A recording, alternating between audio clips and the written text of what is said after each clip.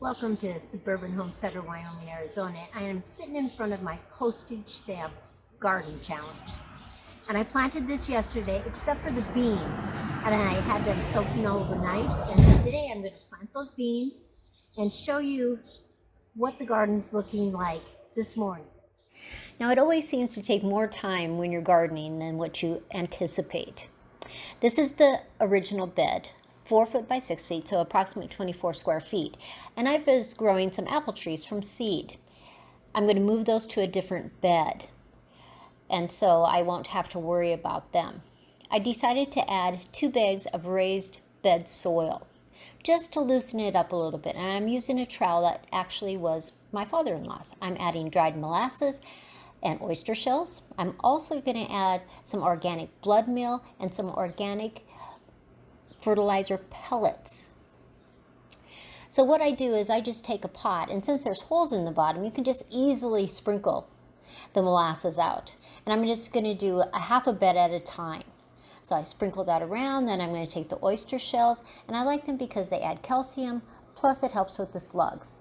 And I'm going to work those 2 in. Now you can work them in one at a time. You can put all 4 ingredients working in. That's just totally up to you. But I'm just going to work that in deep to about 4 inches. Now you can see on the back half of the bed, I already have the molasses and the oyster shells. I'm adding the pellet fertilizer, and now I'm adding the blood meal. And I'm going to work that in 4 to 6 inches into the soil. Then I place my plants. And so it gives me an idea. Now I have 3 trellises on this raised bed that I can do pole beans. And so those are actually soaking right now because I like to soak them 24 hours. I have a watermelon that I'm going to let come up and trail down and come around by the wagon. I have a black beauty zucchini, 2 red cabbages, 2 peppers, and 2 tomatoes. Now I had a lot of room in the center, so I decided to put in 2 artichokes. So I have all of those planted, and then I still have more space. So between the artichokes and the cabbage, because it'll take a while for them to grow, I'm going to grow some purple plum radishes. And then over by the watermelon, because that takes a little while, I'm actually going to plant other radishes. So everything is planted, and I even had more room, so I put some Thai basil in there and some lemon basil in there. And I put Thai and lemon basil a couple different places throughout this bed. You can see that everything is labeled. It says what date that I am putting them in, just so I can keep track of everything. Now, the next thing I need to do is really give it a good soak. I put my screen up on top, but it isn't hooked. It's just over top of the PVC pipes. There's my spaces that I'm going to plant the beans tomorrow. And it's very important to get everything a really good soak.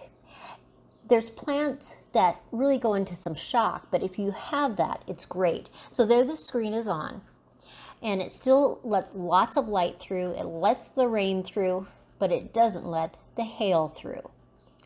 So now, 24 hours later, my beans have soaked in water for 24 hours, and I've picked out 3 different types.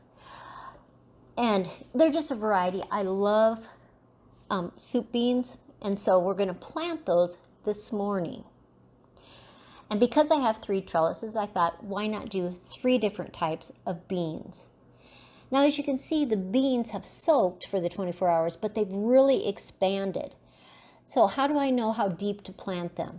I want to do 3 times their width. So I'm going to plant them about 1 inch deep. So I'm going to take that trellis right along, take that trowel right along the trellis, about 1 inch down, and I'm going to sit the beans in there.